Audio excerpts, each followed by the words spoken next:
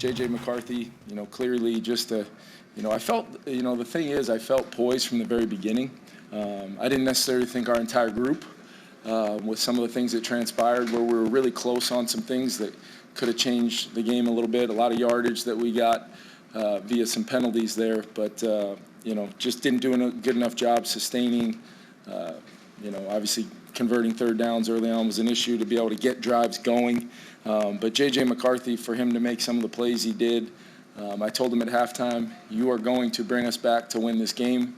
And the look in his eye was fantastic. And the best thing is just the belief I felt from the team, the unit.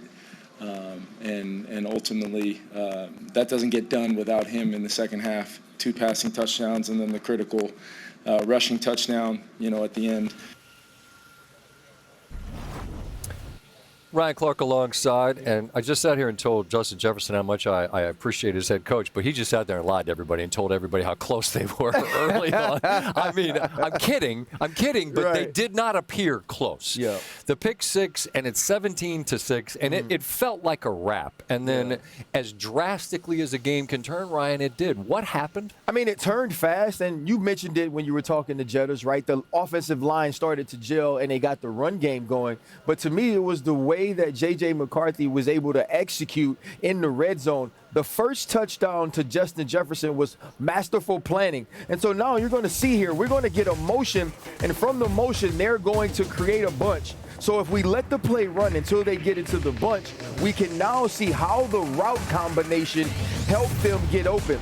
And so now once they get into the bunch, we're going to have a clear out here, which is going to take away one of the defenders. And so when the defenders goes, now it's going to be isolated on Kevin Byard. Kevin Byard is going to end up being on top of Justin Jefferson, who is going to cross his face. And when Jefferson crosses his face, Byard is behind, and then J.J. McCarthy layers a perfect throw. Now, as you watch the play unfold, we're going to get one defender to go across the field. Kevin Byard's hips are open.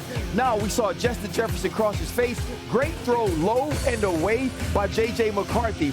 We listened to Scott talk earlier about the little hesitation from Aaron Jones. Here they're going to be right now. We're going to work one-on-one with this backer because we're going to have man-to-man. We're going to get a clear route here by Hockenson. Hawkinson's going to make sure he gives him some room, and then we're going to push up the field on the post. Because there's man-to-man coverage, the corner is going to be going as well, which gives us the isolation in the middle of the field, and we'll get to see the stutter by Aaron Jones, which opens it up. Okay, so now we're right here, and we're waiting for him to go. Aaron Jones going to give you the stutter and then move up the field. A good hesitation by J.J. McCarthy in the pocket, and he's able to push the ball downfield for the easy throw and the easy catch. I thought it was amazing to watch them not only understand ways to schematically get their guys open, but J.J. McCarthy having the poise, having the composure, and the patience to wait on those throws. When you throw an interception or when you're being pressured throughout the night, sometimes you start to speed up. J.J. McCarthy didn't allow the Chicago Bears to do that to him late in the second half. And that coincides with Minnesota's defense getting pressure on Williams, sacking Williams, inability to run. And, I mean, whether you buy momentum or not, the energy in here changes entirely. And this city, which wants so desperately to believe both in its quarterback and its new coach, is sitting here thinking, is this happening again? And it ends with them booing their team off the field. You know, to boo on night one is a little drastic, right? But that's sports. You talked about it early on. We're also logical when we're fans, right? When we're fanatics. We're also patient.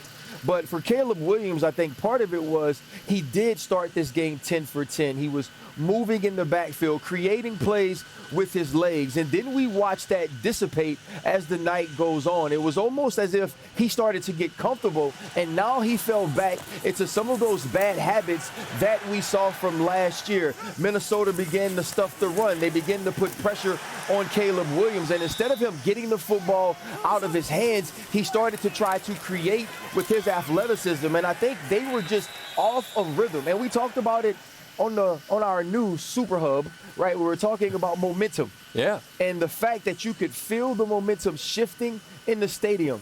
Caleb Williams and the offense never found a play to stop the bleeding. And sometimes you just got to get that first down, get that drive to give your defense a chance to catch your breath and to give yourself something to be encouraged about.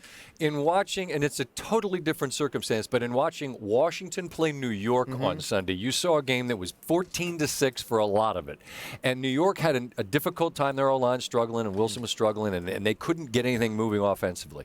But Washington had the ability to finally get that 21-6 score, and you know, all right, there's no way the Giants are scoring twice, let alone once. But Chicago couldn't get that score to put this thing away. After that, it's 17-6. And the fact that Minnesota, once they got that one, it felt like the entire energy changed. And now Chicago, all of a sudden, it's like, oh, we better do something. If we don't, we might be in trouble. And then the next thing you know, they're behind. Does that feel Scott, like, you know what happened? I describing what you saw? It felt like panic set in. That's kind of what I'm saying. There was almost a comfort in how well they played early. And then once the game got close, once the game got tight, it felt like they started to question whether or not they should win and that they have the goods to win the game. Right, and then for the longest, it looked like Minnesota, okay, they're not going to do anything. Yeah. But then once they did once, it's like being in a fight. You get punched once, you're like, no. I asked pregame who would respond to adversity.